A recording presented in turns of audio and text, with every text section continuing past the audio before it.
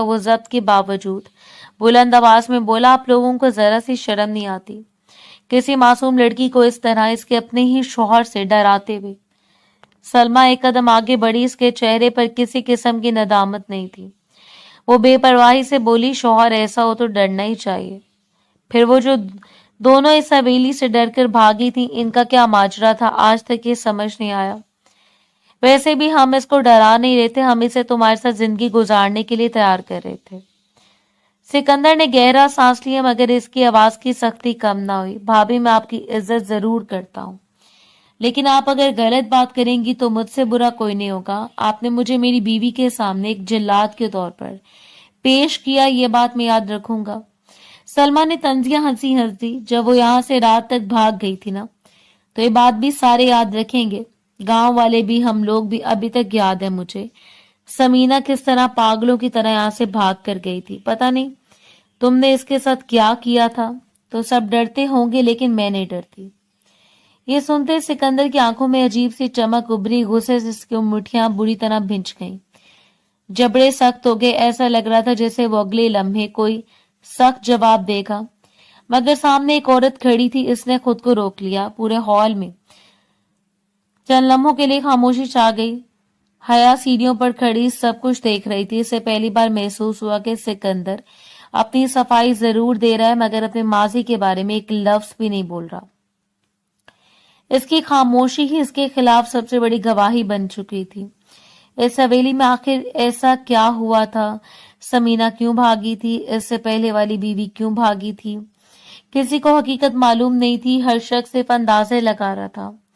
हर जुबान पर एक ही बात थी कि सिकंदर औरतों के साथ कुछ ऐसा करता था जिसकी वजह से इसकी दोनों बीवियां शादी के सिर्फ 2-3 दिन बाद इस हवेली से भाग गई थी। फिर बाद में तलाक का मुतालबा कर दिया था। सिकंदर ने मजीद एक लफ्ज भी नहीं कहा। इसने एक सर्द नजर सब पर डाली, फिर मुड़कर वापस चला गया। हया घबरा गई। वो तेजी से पलटी, फिर दौड़ती हुई वापस कमरे में आ गई। इसने जल्दी से खुद को संभाला, फिर इसे बिस्तर पर बैठ गई जैसे वो पूरा वक्त वहीं मौजूद रही हो। चंद लम्हों बाद कमरे का दरवाजा खुला। सिकंदर अंदर आया। इसने एक नजर हया को देखा। वो फौरन समझ गया कि इसके चेहरे पर वही खौफ वापस आ चुका है। शायद इसने कुछ सुन लिया था, शायद नहीं, जरूर सुन लिया था।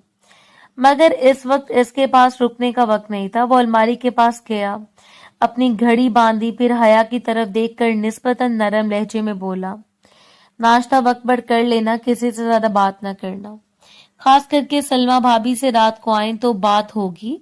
मुझे तुमसे कोई जरूरी बात करनी है। हया ने धीरे से सर हिलाए। ठीक है। सिकंदर ने चंद लम्हे इसकी तरफ देखा जैसे कुछ और कहना चाहता हो, मगर फिर खामोशी से मुड़ गया। कमरे का दरवाजा बंद हुआ। इसके कदमों की आवाज आहिस्ता आहिस्ता दूर होती चली गई। हया खामोश बैठी दरवाजे को देखती रही। इसके जहन में सवाल ही सवाल थे। सिकंदर आखिर हकीकत में कैसा इंसान था? कसूर लोगों का था, कसूर इसका था, या इस पूरी कहानी में कोई ऐसा राज छुपा था जिससे अभी तक सब बेखबर थे? सिकंदर सुबह ही हवेली से निकल गया था। इसका रुख सीधा इन जमीनों की तरफ था जहां जमाल काम करते थे। इन्हीं जमीनों की वजह से दोनों की पहली मुलाकात हुई थी। फिर कर्ज का मामला सामने आया था। आखिरकार इसी कर्ज के बदले में रिश्ता तय हुआ था। जमाल दूर से सिकंदर को आता देखकर घबरा गए। फौरन अपने कपड़े दुरुस्त किए, फिर एहतराम में खड़े हो गए। सिकंदर इनके करीब आकर रुका, फिर निहायत संजीदगी से बोला, आपने मुझसे उधार लिया था, इसके बदले में रिश्ता हुआ है, लेकिन मैं आपको कहना चाहता हूँ कि आपको डरने की जरूरत नहीं है। किसी भी हवाले से आप मेरे लिए मोहतरम है। ये सुनते जमाल ने बेख्तियार दोनों हाथ जोड़ दिए। सिकंदर ने फौरन आगे बढ़कर इनके हाथ नीचे कर दिए, फिर पुरसकून लहजे में बोला, मुझे हया के बारे में एक बात जाननी है। कहीं आपने इससे पहले इसका रिश्ता कहीं और तो नहीं किया था? जमाल का चेहरा एकदम परेशान हो गया। वो घबरा कर बोले, क्यों बड़े साहब, कोई बात हुई है क्या? सिकंदर ने फौरन नफी में सर हिलाया, नहीं, कोई बात नहीं हुई, बस मुझे जानना था। जमाल ने एक लंबी सांस ली, फिर आहिस्ता आहिस्ता बोलने लगे, नहीं साहब, मेरी बीवी जब से इस दुनिया से गई, हया बेचारी बिल्कुल अकेली हो गई, बस चुप चुप रहने लगी। मैं चाहता था कोई कारोबार करूं, हम लोग गांव से चले जाएं, क्योंकि यहाँ इसकी माँ की बड़ी याद आती थी, مگر ایسا ہو نہ سکا، کاروبار بھی ڈوب گیا، میں آپ کے پیسے بھی واپس نہ کر سکا، پھر یہ سب کچھ ہو گیا۔ وہ چند لمحے خاموش رہے، ان کی آواز مزید بھر گئی۔ میری بیٹی تو بڑی معصوم ہے صاحب جی، ایسے کسی بات کا پتہ نہیں ہے، میرا ارادہ ابھی اس کی شادی کرنے کا بھی نہیں تھا، مجھے 2-2.5 سال بعد اس کی شادی کرنی چاہیے تھی، آپ سے کیا کہیں گے؟ کہیں گے بھی تو کیا، گستاخی ہوگی، بس ایک گزارش ہے، اس کا خیال رکھیے گا۔ سکندر چند لمحے خاموش کھڑا رہا، اسے صاف محسوس ہو رہا تھا کہ ایک مجبور باپ اپنی بے بسی چھپانے کی کوشش کر رہا ہے۔ اس نے نہایت احترام سے کہا، فکر نہ کریں، آپ کی بیٹی اب میری بیوی ہے، میری منکوہا ہے، میں اس کا خیال ضرور رکھوں گا۔ جمال نے نم آنکھوں سے اس کی طرف دیکھا، پھر خاموشی سے سر جھکا لیا۔ دوسری طرف حویلی میں حیا اپنے کمرے میں بیٹھی ہوئی تھی۔ سکندر جاتے وقت سے خاص طور پر سمجھا کر گیا تھا کہ سلمیٰ بھابی سے زیادہ بات نہ کرنا، حیا کا بھی یہی ارادہ تھا۔ مگر کچھ دیر بعد کمرے کا دروازہ کھلا، سلمیٰ اندر داخل ہو گئی۔ اندر آتے اس کی نظر سیدھی بستر پر گئی، جیسے وہ کسی خاص چیز کو دیکھ رہی ہو۔ پھر اس نے حیا کی طرف دیکھا، کیا بات ہے، کوئی بات ہوئی ہے؟ اگر کوئی بات ہے تو بتا دو۔ حیا نے آہستہ سے نفی میں سر ہلایا، نہیں، کوئی بات نہیں ہوئی بھابی، سب ٹھیک ہے۔ حیا کی آواز ہمیشہ کی طرح بہت دھیمی تھی، اتنی باریک کہ سننے والے کو پوری توجہ دینا پڑتی تھی۔ سلمیٰ نے چند لمحے سے دیکھا، پھر مسکرا کر بولی، ایک کام کیوں نہیں کرتی ہو تم، حویلی گھوم لو، بہت بڑی حویلی ہے ہماری، ایسے ہی اسے نولکھا حویلی نہیں کہتے، ایک دن میں تم پوری حویلی گھوم بھی نہیں سکتی۔ دوسری تیسری منزل پر جاؤ، وہاں سے نظارہ بہت خوبصورت نظر آتا ہے۔ وہ چند لمحے رکی، پھر جیسے اچانک اسے کچھ یاد آیا، ہاں، تہہ خانہ ضرور دیکھنا۔ حیا نے حیرانی سے اس کی طرف دیکھا، یہاں تہہ خانہ بھی ہے؟ وہ کس لیے؟ سلمیٰ کے ہونٹوں پر عجیب سی مسکراہٹ آ گئی۔ یہ تہہ خانہ تو سکندر نے بنوایا تھا، پہلے نہیں تھا، دشمنوں کو قید کرنے کے لیے، پھر اپنی پہلی دوسری بیوی کو بھی وہیں قید کرنا چاہتا تھا، مگر وہ بیچاریاں بھاگ گئیں۔ اب تم دیکھ لینا تہہ خانہ، کیا پتا کل کو تمہیں بھی وہیں رہنا پڑ جائے۔ یہ سنتے حیا کی آنکھیں خوف سے پھیل گئیں، اس کا چہرہ زرد پڑ گیا، ہونٹ بے اختیار کانپنے لگے، وہ ایک لفظ بھی نہ بول سکی۔ سلمیٰ چند لمحے اس کا ڈرا ہوا چہرہ دیکھتی رہی، پھر زور سے ہنس پڑی۔ ایسا لگ رہا تھا جیسے وہ جس مقصد کے لیے آئی تھی وہ پورا کر چکی ہو۔ اگلے لمحے وہ مڑی، کمرے سے باہر نکل گئی۔ دروازہ بند ہوتے پورے کمرے میں ایک بار پھر خاموشی پھیل گئی۔ حیا بستر پر بیٹھی سامنے بند دروازے کو دیکھ رہی تھی، اس کے ذہن میں بار بار صرف ایک ہی لفظ گونج رہا تھا، تہہ خانہ۔ سلمیٰ کے جانے کے بعد حیا کافی دیر تک اسی جگہ بیٹھی رہی، اس کے ذہن میں بار بار وہی الفاظ گردش کر رہے تھے کہ تہہ خانہ سکندر نے بنوایا تھا دشمنوں کو قید کرنے کے لیے، پھر اپنی پہلی اور دوسری بیویوں کو بھی وہیں قید کرنا چاہتا تھا۔ اس کی آنکھوں کے سامنے ایک عجیب سا منظر بن رہا تھا، جس میں وہ خود اس اندھیرے تہہ خانے میں بند تھی اور باہر سے ایک بھاری دروازہ بند ہو رہا تھا۔ وہ فوراً اٹھ کھڑی ہوئی، دل میں خوف موجود تھا، مگر اس خوف کے ساتھ ایک ضد بھی پیدا ہو چکی تھی۔ وہ خود سے کہنے لگی کہ آخر کب تک وہ دوسروں کی باتوں پر یقین کرتی رہے گی۔ اب اس کی شادی ہو چکی تھی، وہ کوئی چھوٹی بچی نہیں تھی جو ہر بات سن کر ڈر جائے۔ اگر سکندر کے بارے میں اتنی باتیں ہو رہی ہیں تو اسے حقیقت جاننے کا حق تھا۔ وہ آہستہ آہستہ کمرے سے باہر نکلی۔ حویلی کا اندرونی حصہ پہلے سے بھی زیادہ خاموش لگ رہا تھا، لمبے برآمدے خالی تھے، دیواروں پر لگی پرانی تصویریں جیسے خاموشی سے اسے دیکھ رہی تھی۔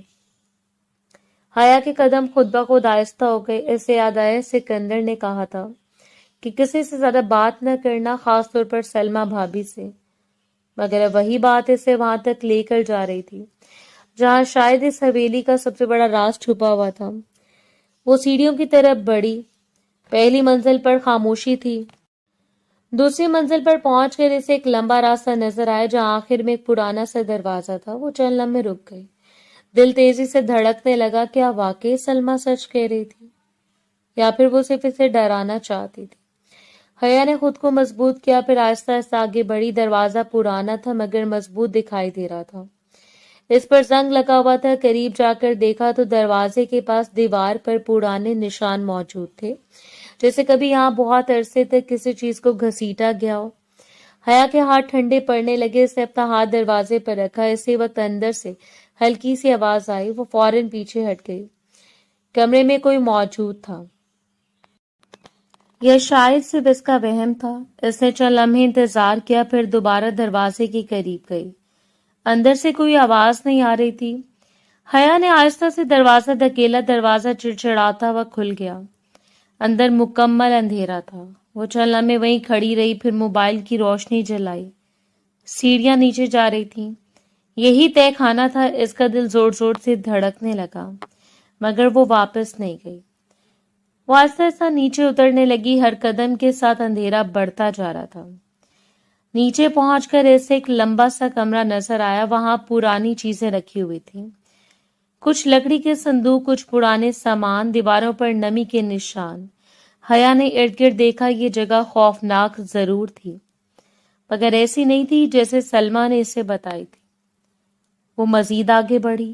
ایک طرف ایک بند دروازہ تھا. اس دروازے پر پرانا تالا لگا ہوا تھا. حیا کی نظریں اسی پر رک گئیں. کیا اس کے پیچھے کچھ تھا؟ وہ آہستہ آہستہ اس کے قریب گئی. جیسے ہی اس نے ہاتھ بڑھایا، اچانک پیچھے سے کوئی آواز آئی. حیا کے جسم میں سنسنی دوڑ گئی. وہ آہستہ سے پلٹی. اندھیرے میں کوئی سایہ سا نظر آیا. اس کا سانس رک گیا. وہ چند لمحے سے دیکھتی رہی، پھر خوف سے اس کے منہ سے چیخ نکل گئی. وہ زور زور سے چیخنے لگی. کون ہے؟ کون ہے وہاں؟ اس کی آواز تہہ خانے کی دیواروں سے ٹکرا کر واپس آنے لگی. وہ پیچھے ہٹنے لگی، مگر اچانک اس کا پاؤں پھسلا. اس سے پہلے کہ وہ زمین پر گرتی، ایک مضبوط ہاتھ نے اسے تھام لیا.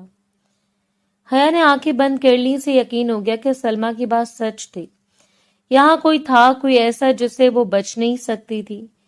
وہ مزید خوف سے چیخنے والی تھی کہ ایک مانوس آواز اس کے کانوں میں پڑی. حیا! یہ آواز سنتے وہ ساکت ہو گئی. یہ سکندر تھا. حیا نے آہستہ آہستہ اپنی آنکھیں کھولیں. سامنے اندھیرے میں سکندر کھڑا تھا. اس کے چہرے پر غصہ نہیں تھا، بلکہ حیرت تھی اور کچھ ایسی پریشانی جو حیا نے پہلے کبھی اس کے چہرے پر نہیں دیکھی تھی. حیا چند لمحے تک اسے دیکھتی رہی، پھر فوراً اپنا ہاتھ اس کے ہاتھ سے چھڑا لیا. اس کا چہرہ خوف سے سفید پڑ چکا تھا. سکندر نے گہری سانس لی، پھر دھیمی آواز میں بولا. تم یہاں کیا کر رہی ہو حیا؟ حیا کے پاس فوراً کوئی جواب نہیں تھا. اس کے ہونٹ ہلے، مگر آواز نہ نکلی. اسے سمجھ نہیں آ رہا تھا کہ وہ کیا کہے. کیا وہ بتا دے کہ سلمیٰ بھابھی کی باتوں نے اسے یہاں تک پہنچا دیا تھا؟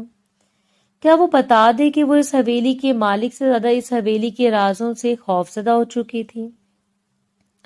سکندر نے اس کے چہرے کو دیکھا تو سمجھ گیا کہ یہ صرف تجسس نہیں تھا. اس کے پیچھے کوئی وجہ تھی. وہ آہستہ سے بولا. تمہیں کسی نے کچھ کہا ہے؟ حیا نے نظر جھکا لی. کچھ لمحے خاموش رہنے کے بعد اس نے دھیمی آواز میں کہا. بھابھی نے کہا تھا تہہ خانہ دیکھ لینا. سکندر کا چہرہ ایک دم بدل گیا. اسے نظر اٹھا کر اوپر کی طرف دیکھا، جیسے اسے پہلے ہی اندازہ ہو گیا ہو کہ بات کہاں سے شروع ہوئی ہے. پھر وہ واپس حیا کی طرف متوجہ ہوا. انہوں نے تمہیں کیا بتایا؟ حیا خاموش رہی. سکندر نے اس کی خاموشی دیکھ کر مزید سوال نہیں کیا.